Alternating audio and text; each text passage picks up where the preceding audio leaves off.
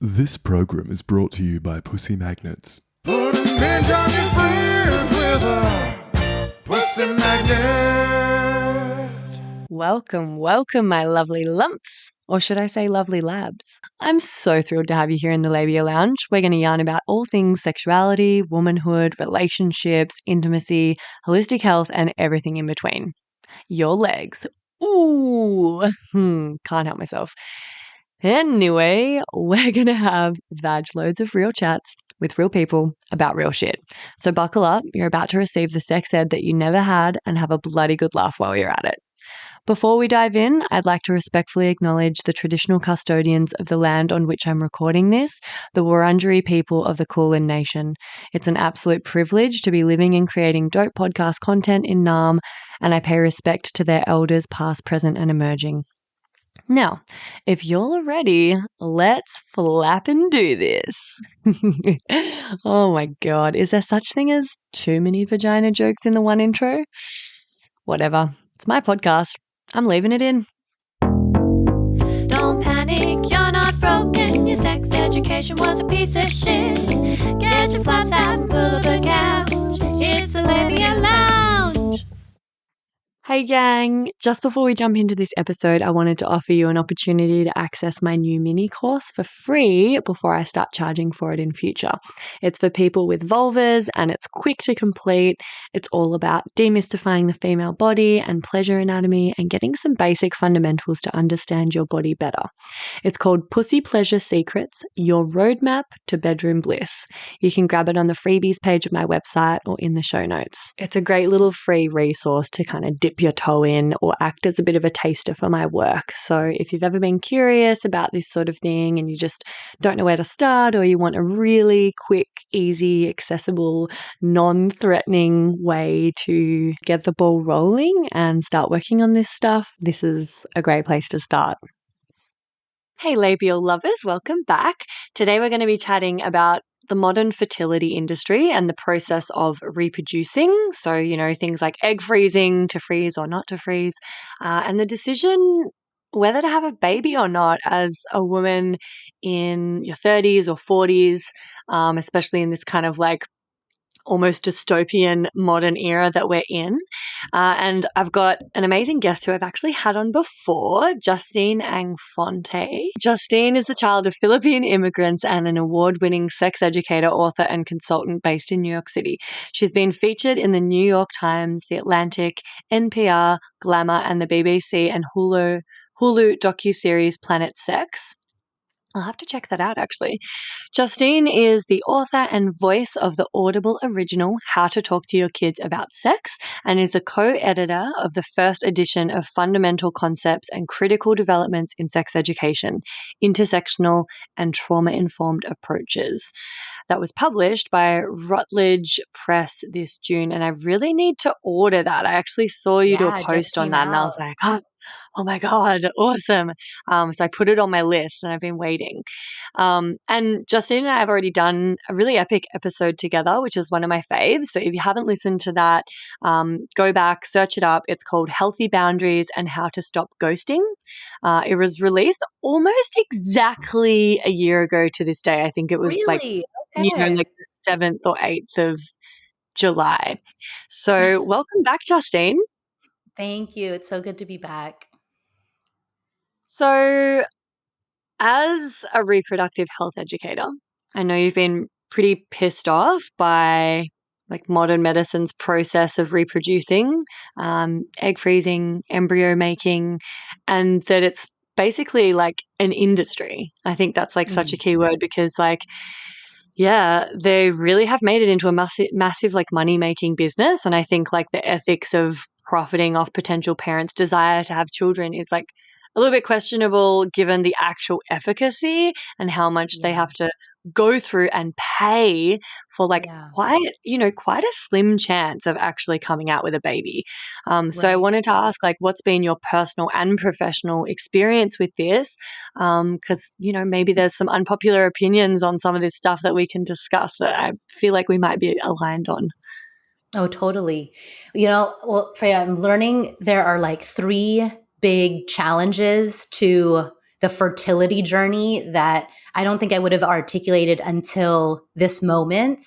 And that is, a lot of people have varying opinions as to whether or not women should have the agency to control as best as they can their fertility. So even just like thinking about freezing eggs, thinking about making embryos, thinking about using reproductive technology at all, because it's so ungodlike, it's so unnatural, is already its own societal challenge that many women are already dealing with. So just like getting past the stigma that does exist is already its like own battle.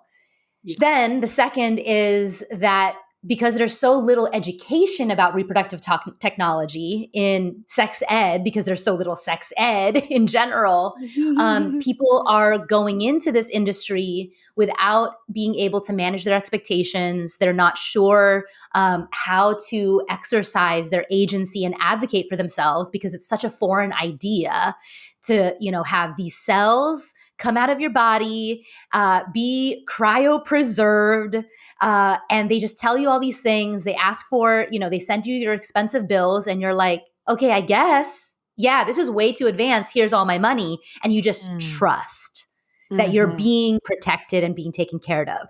So then that's that layer. And then the third is like the emotional toll and the physical toll, should you choose to go this route, that it has. And so you're going through so many layers of like planned parenthood of that, just have so many challenges that people aren't talking enough about. There's too much of a stigma. There's not enough education. And it's a very isolating experience. So I say that I've only been able to like list what those three challenges are to this day, even though I started my fertility journey when I was 34, which was 5 years ago, by freezing my eggs the first time, because I am now hearing what the general public thinks about my personal story. So I'd shared this story on social media, and it's one of my most viral posts, and almost at 500K, if not already, views. And we have like 5,000 shares and counting. And the comment section in both TikTok and Instagram around what we'll get into, just a segment of my journey, has been filled with, I would say, a majority of people who are thankful that I'm telling the story and like, grateful that, I know this information. I've never been informed of that. But a surprising quarter of people, and at least by the looks of the profile, masculine presenting profiles, who are so judgmental and critical of even the choice to, quote, play God in their terms, or being so anti-feminist. Well, this is what you get for focusing on a career over motherhood. Like, you don't deserve children if this, just like the vitriol is so intense. Now, I've been behind smear campaigns in the past as a sex educator. And the vitriol is not the majority of opinion. But I'm just surprised that there's even a quarter of comments that are so backwards in 2025 still. And it's always in the comment section that I get a reality check as to where we are as a society still. Yeah. So we can get into all the details, but I would say those are the three. The social stigma of trying to have some agency over your fertility journey, the lack of education, and the ignorance that we are burdened with around reproductive technology, and then the physical and emotional toll of actually doing these things to your body so that you can partake in this technology. A lot of challenges. Yes. Yeah, honestly. And, under each of those three subheadings, there's also little other challenges that are unexpected that come into that people aren't talking about. And, Yeah, it is so wild. Like, this cross section in the comments um, of posts like that. It's sure, maybe it's only a quarter, but like, God, the absolute venom. It Yeah. feels like it may as well be everyone, like it's just crazy, like how reactionary and how much like, yeah, vitriol, like you said, and just emotion goes into these Mhm. like angry keyboard warriors. Um, Yeah. God, it's just so so fragile, so gnarly. angry, so Yeah, bored. Do you have yeah. nothing better to do? Just keep scrolling if you don't like what you are watching. I But know, I know. a lot of other like viewers are now just like policing the comment section for Oh, me. I've only responded to one comment. It was a question about what fertility center did you go to, because I also live in New York and I'm thinking about this. So I responded to that one, and all the other comments, good or bad, I'm just like, yeah, I'm just gonna let them do their let them thing. fight over that. Yeah, wow. Oh my God. Well, yeah, you can't like engage. It's so bad for your mental health, especially when we're like hardwired with this negativity bias to Right. like pick out the Right. threats and the negative comments. Like, yeah. Okay, so like tell us, we're all wondering what was the contents of that post that went so viral? Yeah. Such a big So I froze my eggs when I was 34, 5 years ago. And I was told two things that was very encouraging at the time, and I learned later was misleading. So while I was in the egg freezing process, you are to basically get an ultrasound and a blood test almost every other day in the 14-day process of basically juicing up your ovaries to produce almost like 15 times the amount of eggs you would normally produce on your own. And these ultrasounds and the blood tests are to basically monitor growth and improvement and hopefully progress. And so halfway through the process on one of my ultrasounds, my doctor had made a comment that I thought was really great. She had said, wow, like we're halfway through and you have what we call overachieving eggs. And I was like, what does that mean? She says, they're really growing at a pace that is above average to other folks at this stage. And I said, is that okay? And says, no, this is fine. This is where we want to be. It's just that most people aren't at this size in their follicles at this point. So I think we're going to be able to extract a lot for you on extraction day. And I was like, okay, cool. I had joked, saying, will you please say that again? And I can record you for my Asian mother to hear that I am overachieving at something. And she's just like, I get it. I'm Jewish. My mom would want to hear the same thing. So it was like a very like playful, fun, great experience. Okay. I'm very optimistic. The extraction happens, and it was luckily a very seamless procedure. And I was told that they extracted 15 eggs. And said, great, how many of those 15 you extracted are actually viable? And she said, oh, all 15. And I said, oh, I didn't think that everything you would take would be ones healthy enough to freeze. And she says, no, like you had really great eggs. They're all really healthy. We're freezing all of them. And I was like, awesome. So I was like, doc, how many like kids could I have with 15 eggs? Just out of curiosity. And she had said, with 15, based on the statistics, this guarantees you 3 live births. And I was like, oh, wow. Okay, cool. Like that's more than I would want, but good to know that I'll have like spare if I need to. And great. Put those in, the freezer, and I'll see them when I need them, if I need them. And so 5 years goes by. And that was a whole, its own process of, do I want to have kids? Well, I have these eggs frozen. I was feeling pretty independent in how I would, traverse my dating life without the pressure of needing to find, someone ASAP. I really felt like I was able to put, a pause on my ovaries like expiring too soon or whatever, because I had this this insurance policy as yeah. it was sold to me. So 5 years And you down the also have road, to, sorry to interject, you also have to pay for storage of those eggs, right? Like it's a very yes, expensive thank you for process to bringing that up. begin with. Yeah. Yeah. So the actual cost of my medications and the procedure was 16,000 US dollars. And then the storage fee was $600 every 6 months. So it became 1,200 US dollars every year. So that's putting me already after 5 years of storing and having the $16,000 procedure over 20 grand. But it was an investment for my peace of mind, and that's priceless. So that's what I told myself. So fast forward 5 years, I'm in a wonderful relationship, and this relationship told me, okay, I found someone that I want to co-parent with. I have frozen eggs. Let's make some embryos. And a lot of this is because I am such a planner. I am a triple Capricorn. And I was like, all right, I want to get pregnant at some point, but I know that, I also have frozen eggs that I can turn into embryos to use as a reserve in the event that we struggle to get pregnant on our own. So let's make embryos.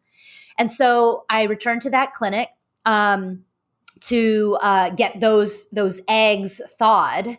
And let me backtrack.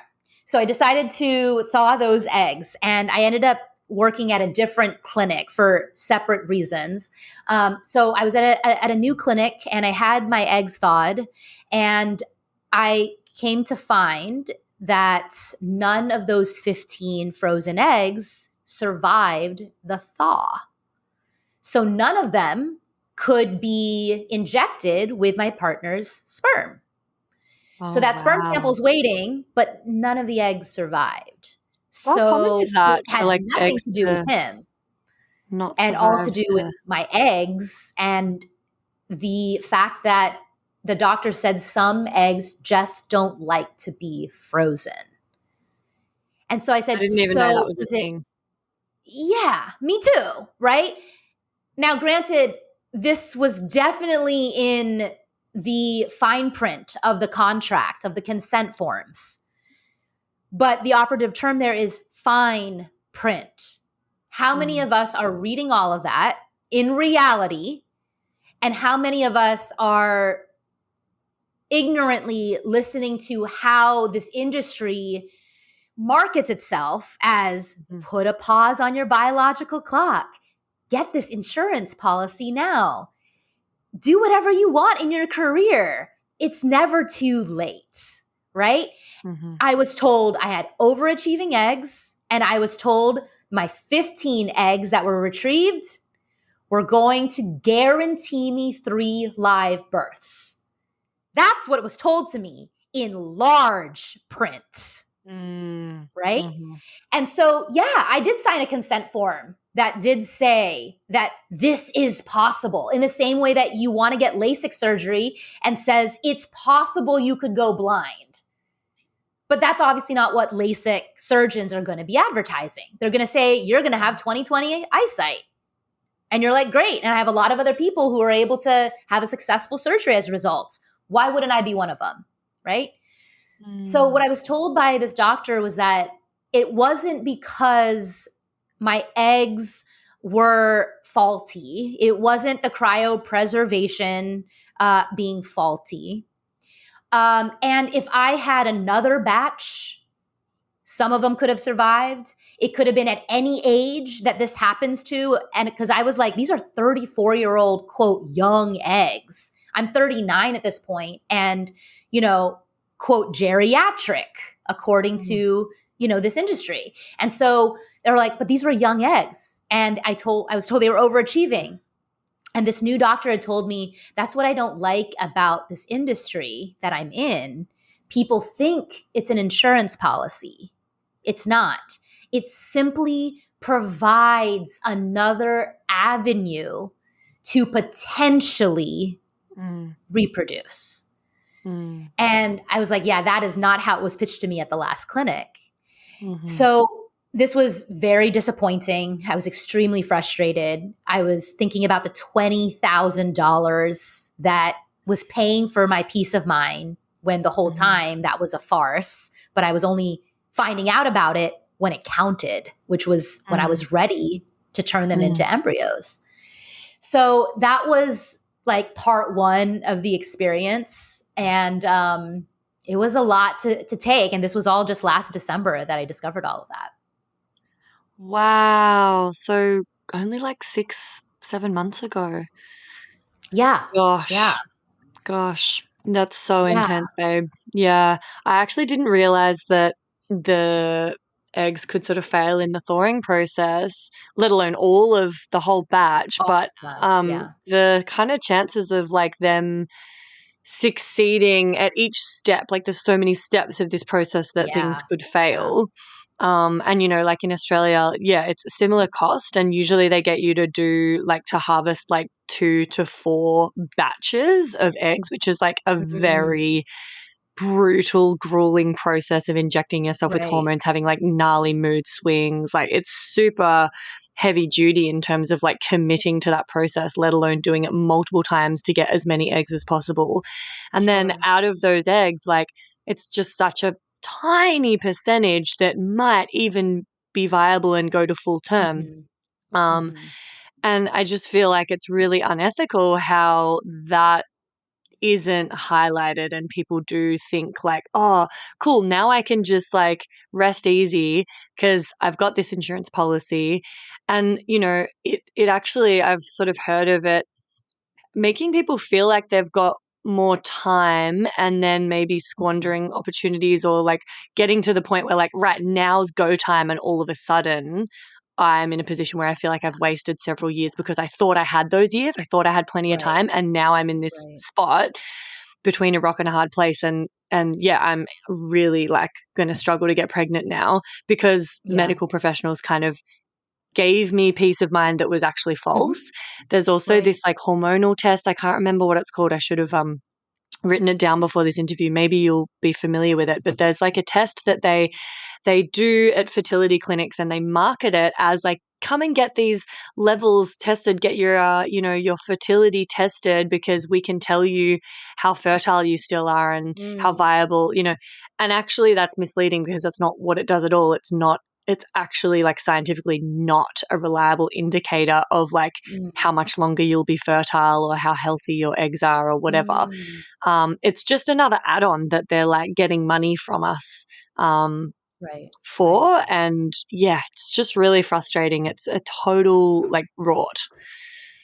Yeah, and Freya, like I had to go into that clinic every other day for blood work and ultrasound, and the clinic was packed every time I was there. And I just kept putting, dollar signs on every forehead that was in that waiting room and being like, they're all paying what I'm paying, or at best, their company are paying what I'm paying for them. And like, this is like 20 grand, 20 grand, 20 grand, 20 grand. And some of these women may have even been on their second and third round of doing this. Yeah. Right. And I that's like, only did it one round and I'm this yeah. upset. And like, that's even before you get to the stage of paying for IVF, which is like Right. even more money and I'm not even even using it. more. I'm just freezing Yeah. these. Yeah. Yeah. It's wild, isn't it? And it's kind of like women in society are told, unless you're a mother, you're kind of not serving your sole purpose on this earth, and you're worthless, and you're, like barren, and all of it. We have all this messaging, which Yep. I've done episodes about, women who are childless by choice, women who are childless because of other reasons. There's a great episode with Ruby Warrington, who wrote Women Without Kids. Yeah. I'm in her book. Yeah, oh my God. So yeah, Yeah. great Her book episode is with right her. there somewhere in that picture. Oh, that's right. Yeah, I've read her book, and maybe that's even how I found out about you. Oh Oh, my maybe that's God. how you found out about me. That could have been. And also Jodie Day, who does a lot of advocacy around women without children and stuff. And yeah, there's lots of, like, we talked a lot about the messaging around becoming a mother for women. So on one hand, we're being kind of like, groomed to feel as though that is the be all and end all of like womanhood and motherhood are like synonymous. And so we're like even more, urged towards parenthood.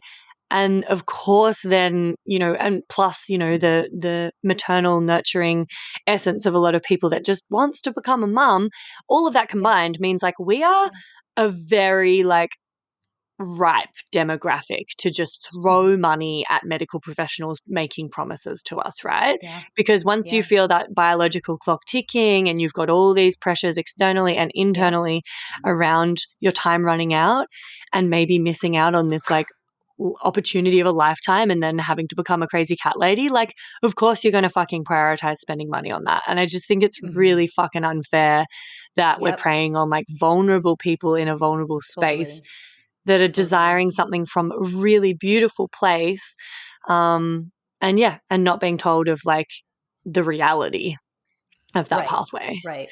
Yeah. It can be such an empowering experience and really an important, beautiful one for a lot of people who are wanting a child. And you just have jerks that don't want to take care of you in that process, but really are preying on your vulnerabilities and your insecurities in order for their profit. Do you know like what the actual, because I don't off the top of my head, do you know what the actual statistics around like effectiveness are or some kind of ballpark, numbers with this stuff? So I asked over and over in different ways with my doctor after the eggs didn't survive the thaw.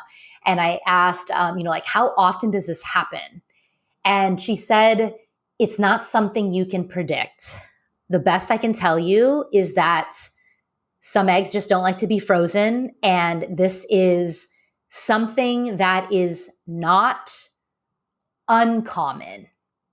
So this isn't super rare and you're like the 1%, Justine, but it is something that people can experience and is often an issue when it comes to egg donors. Because even if not your eggs, if you were to pay, get egg donors and pay for those, a lot of our struggle with using egg donors' eggs is that they also won't survive the thaw, and you've paid for those.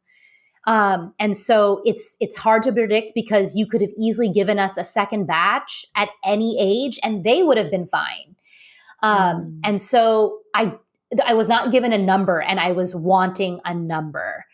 What was told to me is that freezing embryos has a stronger survival rate. And the doctor had told me it is above 90% for embryo thaws. Surviving. But I haven't heard a reliable egg freezing thaw survival rate. And it's just really hard to know. One thing that was coming up in the comments a lot were like know-it-all jerks who were saying like, yeah, because those are eggs you froze. Didn't you learn in all your research, especially as someone as educated as you, that embryos have a higher survival rate? And I just like didn't even respond to those because a lot of people were coming back at them with like, didn't you know that if you want to freeze an embryo, you have to have a viable sperm like to be able to join that egg with? And didn't you know that men fucking suck, that it's hard to find any good sperm? So I was like, great, I didn't have to do it. Yeah, totally. Yeah, I love that people are coming in to fight those battles for you. Yeah, and like, yes, I knew that when I was 34, but the reason I was freezing my eggs is because I was still single. And I can, barely find someone who, was worthy enough or aligned enough for a second date, let alone a sperm donor or a co-parent. So I'm not just going to make embryos, right? And that's that's more expensive. So, like egg freezing, sure, I could have done more research reading the fine print, or memorizing it, but they shouldn't have misled me by only mentioning the optimistic end of this journey. Yeah. And that's the thing. Yeah. They had ample time to tell me in the consultation, Mm. every other day when I'm there for an ultrasound. And they didn't. They said overachieving and 3 live births. Mm. Yeah, that's so wild that they made that guarantee. That is crazy. Because also, like, firstly, you can't fucking guarantee live births from the egg freezing stage. Like IVF, it's like less than 30%. It's like not a very large percent that actually comes to fruition. Mhm. Yeah, and that's even if you get the viable eggs and then the viable embryos and like, yeah, there's a really good podcast on that whole kind of pipeline and that whole process on a podcast called Ladies We Need to Talk, which is an Australian podcast, and they interview a bunch of fertility experts and doctors and things, and they're just very real and upfront about it. That's great. And how unethical it is and how misleading it is and the actual statistics, and it is fucking shocking. It's like, whoa, when you like actually add up, you know, the percentage of viability from egg freezing to thawing to embryos to implantation to it's like, and then the amount of money that you spend, it is wildness. Like, Yeah. it's not as like effective and reliable as we're led to believe. Right. Yeah. So let's do the segment Get Pregnant and Die, and then I've got a few more Okay. questions to like delve into. Do you have another story about your sex ed that you would be willing to share with us? Don't have sex, because you will get pregnant and die. Don't have sex in the missionary position. Don't have sex standing up. Just don't do it. Promise? Hey, baby babes. Sorry to interrupt. I just had to pop my head into the lounge here and mention another virtual lounge that I'd love you to get around. It's the Labial Lounge Facebook group that I've created for listeners of the potty to mingle in. There you'll find extra bits and bobs like freebies, behind the scenes, or discounts for offerings from guests who have been interviewed on the podcast. There'll also be, hopefully, inspiring, thought-provoking conversations and support from a community of labial legends like yourself. My vision for this is that it becomes a really supportive, educational, and hilarious resource for you to have more access to me and a safe space to ask questions you can't ask anywhere else.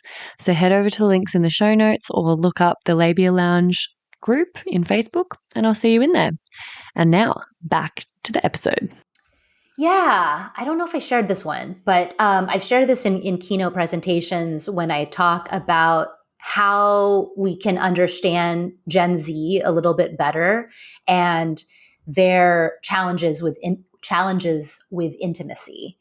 I was working at a school that had hired me for a few workshops to talk about birth control and to do like this assembly presentation with their whole high school. And what I was intrigued about before being invited was the school psychologist had shared with me the results of an anonymous survey that the student paper had done. It's claimed to be a progressive school. They wanted to understand the, sexual health of the student population. And one of the questions was about preferences. And the question was steered towards cis-het boys and whether or not they prefer vaginal intercourse over oral sex. And I was really surprised by the findings that the young boys had rated oral sex to be their preference over vaginal sex. So when I visited the school, I asked that at the assembly of 500 students. And I said, I noticed from your student paper, the results of your sexual health survey indicated that the cis-het boys prefer oral over vaginal sex. I'm really curious as to why. This was surprising to me since vaginal sex has historically been, deemed like the holy grail of, quote, real sex. So I'm just wanting to understand your school community a little bit better. And one of the young men raised his hand to answer the preference and I guess speak on behalf of the respondents of the survey and said, yeah, it's because with oral sex, we don't have to look the girl in the eye. Oh my God. And like my heart just sank. right? I was there to talk about birth control, contraception, all this stuff. And I'm like, we need to not be talking and emphasizing sex ed to be about pregnancy prevention, because we are missing out on talking to young people about intimacy, connection, eye contact, communication, body language, right? And if we did that emotional intelligence training better and more comprehensively, we would by default be already addressing consent, addressing pleasure, addressing, care, health care, and all of that stuff, right? But we are in this generation, we're teaching this generation who were born into screens. And so there's such a comfort with communication and understanding people only through the benefit of what a screen can convey. So the amount of discomfort that comes with looking a person in their eye, having a live verbal conversation with them, is just so amplified in discomfort when intimacy already is awkward for, boomers, for millennials, for, Gen Y. All of the older generations already have struggled with intimacy because it's awkward. Now it's just amplified because of this screen generation. Yeah. And so when I'm listening to this, I was like, that comment, that answer right there is the real core of our problem in understanding our autonomy, our bodies, and each other. We have such an aversion to real connection and empathy that now people are doing whatever and preferring whatever that doesn't include something as simple as eye contact. Oh my God.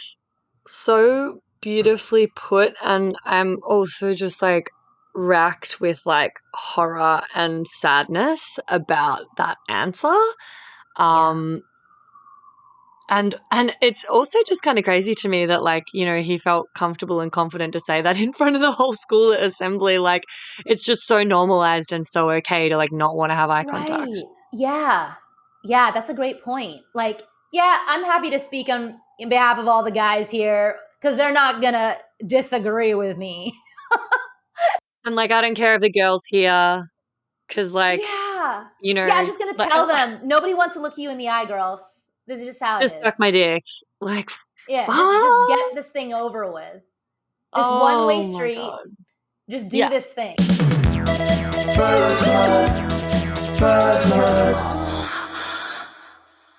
And so whenever I teach sex ed, I try to emphasize, this is, if sex is something you want to do, and especially at this age, I want you to think about what your purpose is, what the intention is. Is it to actually show affection? Is it to actually be intimate and connect with another person? Or is it to increase your body count? Is it to tell people that you did this thing? Is it a means to an end that has to do with your reputation? Or are you actually trying to connect with another human being? Yeah. Oh my God. Yeah. I feel like the amount of just people performing sex on each other that they're just literally performing it like they've seen in porn versus remembering or even, knowing in the first place that actually sex isn't about that at its core. It should be. And the way that it can be best enjoyed is through intimacy and connection and shared reciprocal pleasure and communication. And it's just so crazy. It's just been reduced to this mechanical, I do this to you, you do this to me. It's very extractive as well. I feel with the heterosexual dynamics, it's very much how can I extract something from the woman and get something from her or, Oh God. Yeah. Well, thank God there are people like you. Said And you were mentioning like, you know, they're performing sex just like what they see with porn being performed,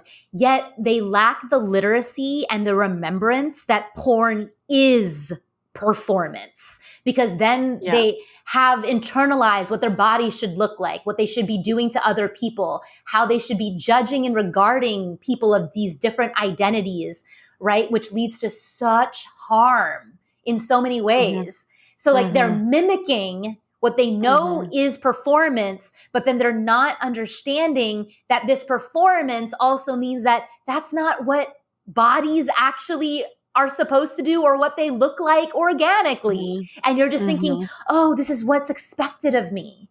And so it's just like so frustrating. And then we're in schools that don't want to talk about this. And there's households that don't want to talk about this. Or like, this is a parent's job. Well, then do your job, parents. Because you think this is age inappropriate. It's your sixth graders that are asking me questions about sex toys. Something that is age inappropriate, yet it's your sixth grader that is initiating this conversation. And why with me, a complete stranger, if you are creating such a safe household for them to be asking you the questions?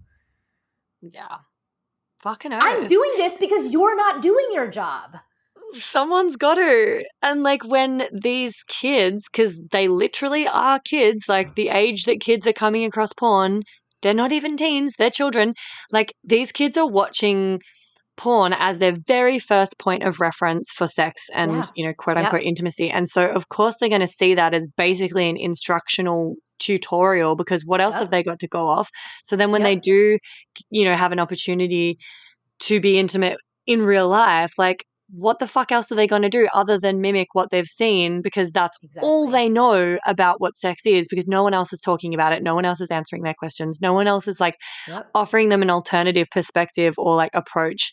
And it's just sort of crazy that like before kids have even and teens have even like seen a real person nude or kissed someone or touched a real body, they have seen porn.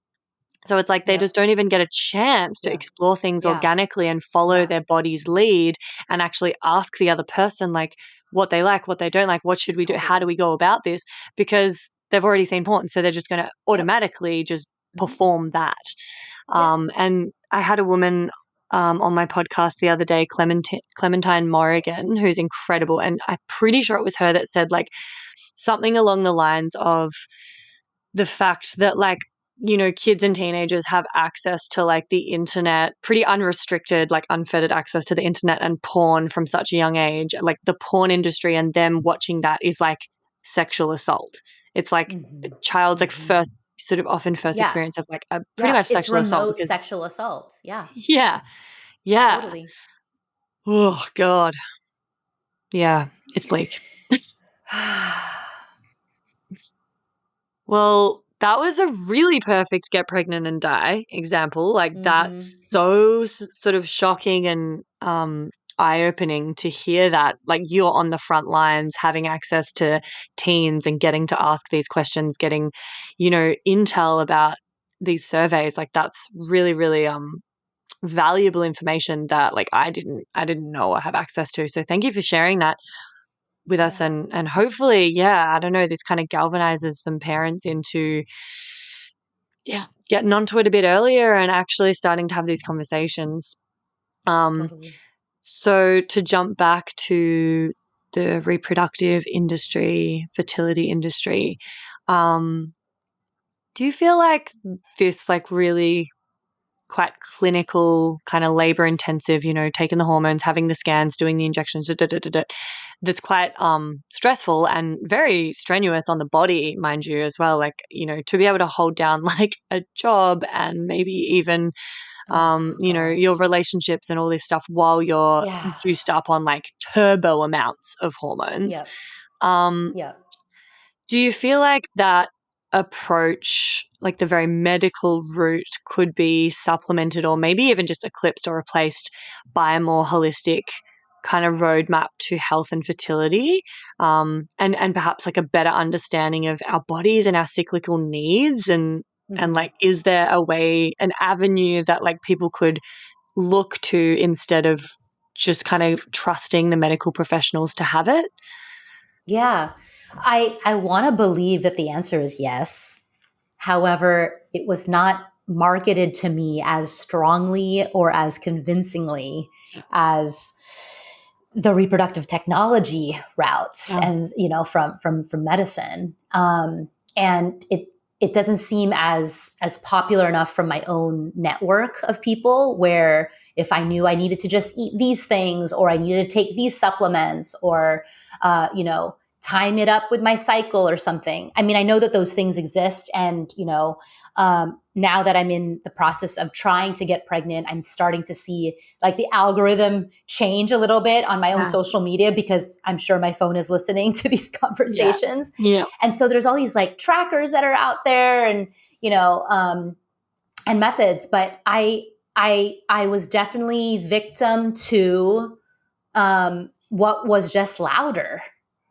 Yeah. And at the same time, to be honest, I don't think I regret going that route. And I've actually had 2 other procedures after I found out that the eggs didn't survive in this new clinic.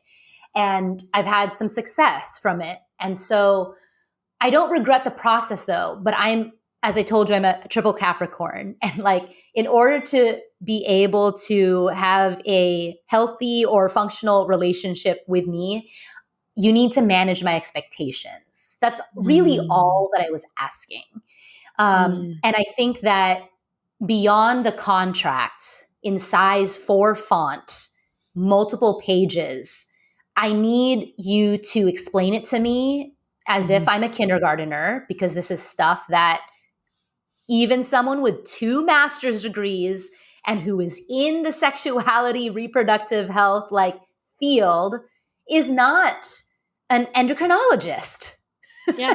So you need to explain these things to me and give me what is possible on both ends of the spectrum, so that I know what I'm signing up for. My LASIK surgeons were more clear about the potential of going blind than the endocrinologist that I was working with and the reproductive health specialist that I was working with, about the possibility that me freezing eggs might not actually be something I can use when I'm ready to use it. Like, they didn't tell me the failure rates. It was included in the paperwork, but these factories of a clinic are really just trying to push you in and out and make, the next 20 grand. Yeah. So I really just needed my expectations managed. And I think that would have made me feel better, that, okay, so I have some peace of mind that I have this potential avenue, but I can't rely on it. So what else are you going to do, Justine? But it wasn't advertised that way. So I was really in this like bliss and ignorance, thinking that I'm fine. I've got an insurance policy and all of that. And so, I am looking at other methods too, because hopefully I won't have to use the embryos that I have frozen. But I am at the stage, in a privileged way, to be able to lean on that if I need to. And I'm already managing my expectations that when those embryos are thawed, even though they're telling me it's about 90% survival rate, I might be the 10%. But already I just feel like I have more agency because I've been better informed now. And that's really all that I was asking for. So it's not so much that like what was an alternative, but more like what would have been a big edit to this experience should you go through it again, should you have the opportunity to go through it again. Yeah. There's just a bit more transparency up front, because I feel like managing expectations is so important for like your entire kind of experience of that process, and whether it feels empowering and you're on the journey and they're on the journey with you, versus like, they've just extracted money from you and led you astray with false promises and confidence about, that. There's actually an incredible book, if you do want to just even to boost your sort of like chances of embryos implanting, even if you are going down the medical route with egg freezing and IVF, or if you're not, it's just phenomenal for your health and hormones and fertility. But there's a book called Woman Code by Alyssa Vitti. And there's so much amazing stuff in there. I know that that's helped a lot of people get pregnant, even people that are, have been medically diagnosed as infertile. A lot of it is just so dietary, lifestyle, hormone that you can actually influence those. And sure, it's a bit more intention and work, and it's so nice to just hand over the power and the responsibility to a medical professional, but we actually can do a lot ourselves. And so Woman Code is really, really amazing for that. And the fifth vital sign, which is about your menstrual cycle, there's a lot of good stuff in there about fertility. So if anyone's interested, tell me though, you ended up paying someone to help you with this big baby decision. What led you to hiring someone to help you decide whether you should have a kid or not? And who do you even hire for that kind of support? What does that involve? Yes. Let's pivot to the baby decision. Excuse this quick interruption. I'm shamelessly seeking reviews and 5-star ratings for the potty because, as I'm sure you've noticed by now, it's pretty fab. And the more people who get to hear it, the more people I can help with it. Reviews and ratings actually do make a big difference to this little independent podcaster. And it's really easy to just quickly show your support by taking that simple act of either leaving 5 stars for the show on Spotify, or even better, writing a written review and leaving 5 stars over on Apple Podcasts. Or if you're a real overachiever, you can do them both. That would be mad. If you're writing a review, though, just be sure to use G-rated words, because despite the fact that this is a podcast about sexuality, words like sex can be censored and your review won't make it through the gates. Lame. Anyway, I would personally recommend doing that right now while you remember, just to get on top of it and let me know you're with me on this journey. Thanks, gang. Enjoy the rest of the epi. So my partner and I knew that we wanted to be together and we wanted to have a life together long term, but we kept hitting a wall as to whether or not we wanted to have kids. Not even just together, but do we want to have kids? Before we even met, we were on the fence because those 5 years of that peace of mind I had, really liberated the possibilities for me. But then I found somebody that I was wow, I could really co-parent with this person. And I've wanted to be a mom before, but I've loved the, newfound independence that I've had these last 5 years. And we were confused. And honestly, it all started because I was thinking about whether or not I should renovate my kitchen. And at this, time, I own my apartment in New York City, and he was living with me, and I was saying should we do this? And he was just maybe let's run costs and whatever. And I was well, in New York City, this type of renovation could take years and it could cost a lot of money. Is this money that I should probably be saving for a kid? And he's oh, well, I don't know, right? Do we want kids? And I was I don't know. And then we were thinking all right, well, we knew we wanted to get married. And before we were even getting engaged, we had to start thinking about well, if we get married, do we want a big wedding? Do we want a small wedding? Do we want 4 weddings? What do we want? And we're well, should we maybe be humble and small about it because we might want to have a kid? And so we're oh my God.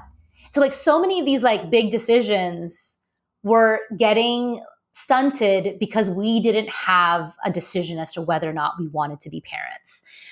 We both love kids. I work with kids, and we're good with kids, but we really loved our independence. So we just kept hitting a wall every single time, and we couldn't, this lack of certainty just stalled our ability to move forward. Because we're oh, should we move abroad? We're having so much fun together in New York City, but maybe we want to live, somewhere else. But what if we want to have a kid? Everything was just this damn kid question. So we started sharing this struggle with some of our friends, some child-free, some parents. And one of them said to us, you should reach out to my friend. who is child-free. Her and her partner actually hired a therapist that specializes in the baby decision. Wow. And I have another set of friends who worked with her coincidentally, and they decided to become parents. And so both of these pairs of friends went very different routes, but worked with the same coach. And they're really happy with their decisions. You should talk to them. And I was like, wait, what? There's a coach for this? And I'm like, of course there should be a coach for this, right? I just didn't even know to like research it. So we met with those friends first, and they told us about this woman. And they're like, yeah, you know, she has a book out. If you don't want to meet with her yet and pay like her coaching fee, just read her book. And we're like, oh yeah, that's an easy way to start. So the book is called The Baby Decision. It came out in the 80s, and it was highly controversial because she was talking about options that were child-free. God forbid a woman is child-free. And then, 40 years down the road, she has her second edition out. And that's the edition that I read and my partner read. And we're like, and I was just enamored with not only how articulate this book was, but how supportive it was in both directions and validating and affirming it was. It was so well written. I was like, baby decision aside, this is a good decision-making book because of the exercises that are prescribed here on what you should do if you're thinking X or Y, A or B, blue or red, whatever. And I was like, whoa, this is so cool. So I was like, I want to find out how much she costs. Like, let me reach out to her. Does she even have any availability? And when I reached out, she had one spot available for like this season. And I was like, great. In US dollars, I believe she was like $350 for the first 2 sessions. And then it was like $250 or something for any sessions after that. And I was told that typically she works with couples for 3 to 5 sessions, and that's it. So 5 sessions and you're done. You have a decision made by then, So I was like, all right. So if I do the math, like this is, an investment for this amount, but that's probably it. It's not like an ongoing thing. So my partner and I decided to book her for our first session. And in the consultation conversation, which was just 15 minutes, that was completely free. She first talks to us about, like what brought us to her, so that she can understand what being on the fence meant to us. And then she gave us pre-work before our first paid session. And the first session, we were to have emailed her 2 different lists. The first list was about the things that we look forward to in our life that we haven't yet done. And the second list are the things that you would look forward to when being a parent. And we're supposed to fill out these lists independently, not share them with each other, and then email it to her separately.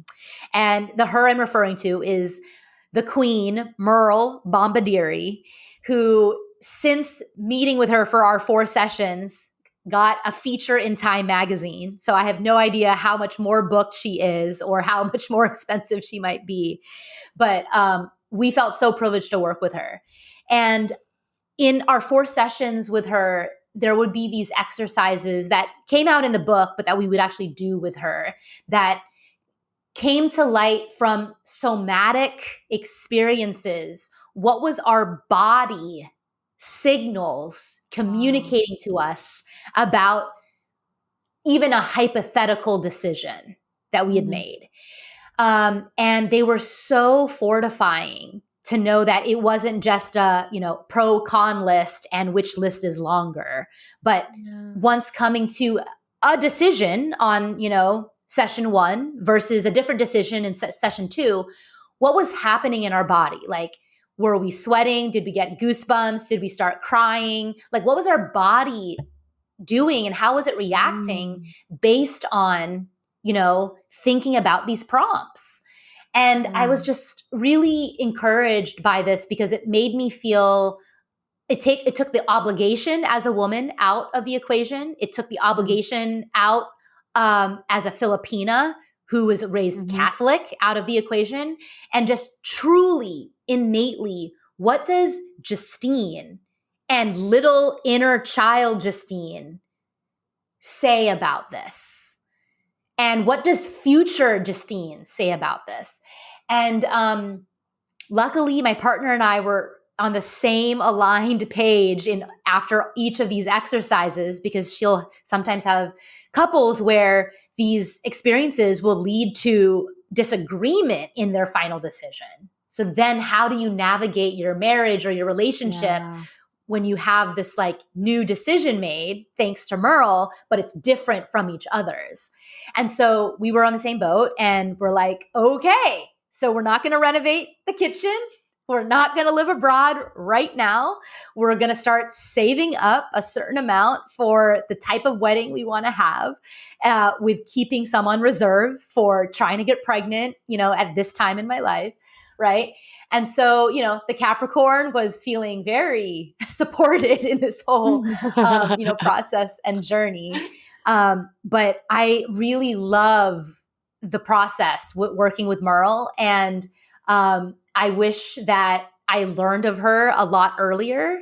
And I recommend her book, even if you're not thinking about babies, you're just trying to figure out a decision, for yourself, professionally, personally, whatever. But the baby decision, it was such a great decision-making resource. I'm like literally writing that down right now because, like decision making in general, whether it's around babies or not, can be so challenging. And I'm finding it more and more challenging these days. Just like, I don't know, I think things that I always felt pretty decisive about, the world's changed so drastically and my circumstances have changed and I'm not where I thought I would be at this age with the resources I thought I would have. And so actually like I'm having to reassess so many decisions, including that one. So I'm going to read that book and she sounds like a bit of a big shot, but I'm going to still see if I can get her on the podcast one day. Tell her I sent you and maybe she'll say yes. Yeah. Wow. Well, that's like really, really cool to hear about that process. And I love that it sounds, like more nuanced than just a pros and cons list and very much based in the somatic sense in your body. Like that's beautiful that she's using that as well as the practical kind of rational stuff. Right. Because it is arguably the biggest decision you'll ever make in your entire fucking life. And that's it's the wild that we subtitle don't. after her title. Oh, really? Yeah, it's like how to decide or how to make the biggest decision of your life or something like that. The baby decision book, how to make the biggest decision. Okay, because it really is. And I feel like we don't, Really there's is. not enough stock put in that. People don't treat it like it's the biggest decision of your life. It fucking is. And maybe the second biggest is like if you're going to be in a monogamous partnership and co-parent with someone, like choosing who you're going to do that with is like also fucking enormous. Right. And it's just really cool that you like sort out, your sort of like Capricorn-y type A personality was like, right, let's go and see someone about this and have some sessions and make it. Great. Good on you. Cause I didn't know that was really even a thing, but it makes so much sense that it would be. Totally. Amazing. So do you have anything you want to like, I guess, leave people with in terms of like things that you want, maybe other women to know that you learned from all of these processes? Obviously, like you've already kind of peppered these learnings throughout, but is there anything we haven't kind of covered off that you want to make sure you leave people with? You know what? I wrote on my Google Notes like a list of things Love that they don't tell you. That's so good. We're getting to be privy to a personal list of gripes and things that they don't tell you. That's so handy. If I can find, hold on. No. Oh, here we go. This is what I titled my Google Notes. What they don't tell you before you freeze your eggs. Okay. The procedure doctor who is going to retrieve your eggs is not necessarily the same doctor that you have been working with in the whole process. So it's basically whoever is on call at the time that you are a blown up balloon and ready to have your uterus deflated. So that was a surprise to me. And that was not told until 2 days prior for my trigger shot. Okay, you're going to be seeing Dr. So-and-so. I'm like, no, that's not my doctor. So that was one. You will likely purchase more medications than you actually will need. And that might not seem like a big deal if you are privileged with, health insurance that covers a lot of your regular medications. You're like, oh, I only paid $3 for this. That is not the caliber of medications when it comes to IVF world. These are like one small tube of powder that's mixed with saline that you have to do yourself. And if you are even just purchasing more than you actually need, that one tube right away is like $45. And that's like a shot of your many shots over the course of 14 days. And if you don't have enough at the time that you need to have that injection, it fucks up the whole process and compromises your ability to be able to retrieve when you're supposed to retrieve. So it's always better that you have more than you need. But then what happens to all the unused ones? You end up donating them. And so that was a really frustrating process the first time around, because I didn't know that I would be paying thousands extra because I was just told, well, you should buy another box. And I only ended up needing one vial in the 6-pack. Oh, yeah. And so then finding a pharmacy that will actually sell them to you by vial instead of by pack. Okay. And then the big one that we've all talked about. Eggs can be damaged just by being frozen. They won't necessarily all survive the thaw. And they might not activate when you're ready to use them. And there is no predicting if you are that person who happens to have that particular batch that won't like to be frozen. So there's no way of them testing or, predicting with any, tests and results to say, oh, you have the type of eggs that don't want to be frozen, or the batch that we got aren't the type that want to be frozen. You just try your luck and you cross your fingers and hope for the best. And that's what you're left with. So those were the 3 main things that when you're all hormoned up, now you can see how the mood swings in a direction of infuriated. And fair enough too. Oh my God. It sounds like such an ordeal. For little reward sometimes. Before we wrap up, do you have a TMI story for us? TMI, we love it. TMI, we love it. Can I pass? Totally. Yeah, that's fine. Okay. I want to make sure that it's one that I can tell that won't kill my parents because they're both alive still. And sometimes they like to listen to the podcasts I'm on. So I want to make sure I think of one that might take me a minute. So let me just pass on that one. Fine. That's so fine. I can sub one in that's just springing to mind. It's not mine. It's an anonymous one. I set up the Labial Lounge at events sometimes, and I have a little box where people can write them and put them in the box anonymously. Oh, cool. And I just read this one that said, I'm not going to remember the exact wording, but it was like, one time I had anal sex and I accidentally fell off the bed and shit myself at the same time as his penis withdrew, and then the poo landed in my hand and I caught it as I was oh my gosh. And I was like, whoa. Did he see it? Hey? Did he see it? Or was she able to I gotta go to the bathroom real quick? I have no idea. It was literally written in just pen on this little sheet of paper. And it stopped there. I didn't know who it was from. I couldn't ask follow-up questions. It was just the funniest thing because I didn't actually read it until ages after the event. I forgot to go through the box and have a little look. And then one time I was like, oh, I should read some of these. And most of them were so-so. And honestly, there was a lot of people at this event that maybe just didn't actually get the brief properly and just were drunk and wrote weird random. One of them was I actually don't like my grandma. And stuff like that. And so this one was oh, okay, you really nailed the brief here. That is such a TMI story and it's so funny, but I wish I could ask some follow-up questions about that. I know. Well, who knows? They might be a listener and they're listening right now. And if you are, we want the part 2. Yeah, we want details, honey. Cool. Hey, me again. If you'd like to support the potty and you've already given it 5 stars on whatever platform you're listening on, I want to mention that you can buy some really dope merch from the website and get yourself a Labial Lounge tote, tee, togs. Yep, you heard that right. I even have Labial Lounge bathers. Or a cute fanny pack if that'd blow your hair back.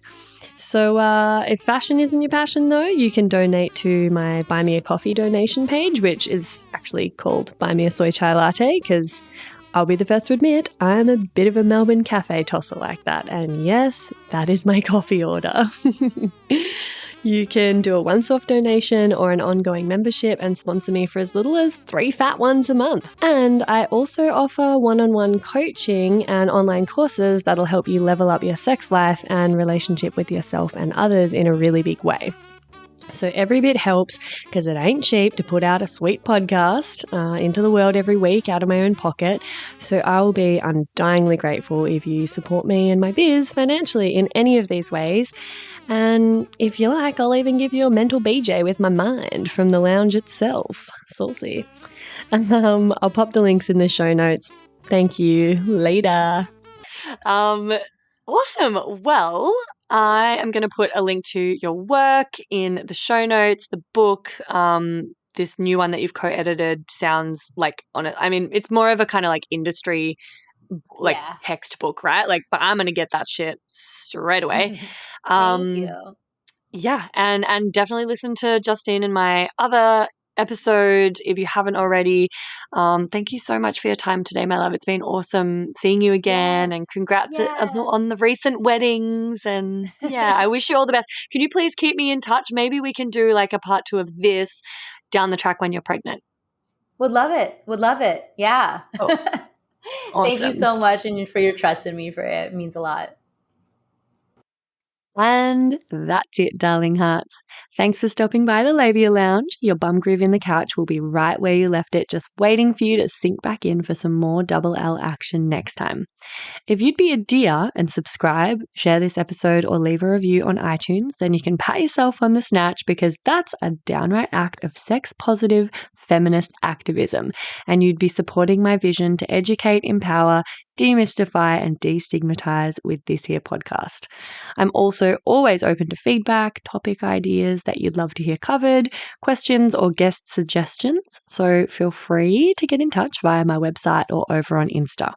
You can also send me in TMI stories to be shared anonymously on the pod. My handle is FreyaGraf_the Labia Lounge, if my account hasn't been deleted for being too sex positive, which, is always a possibility with censorship.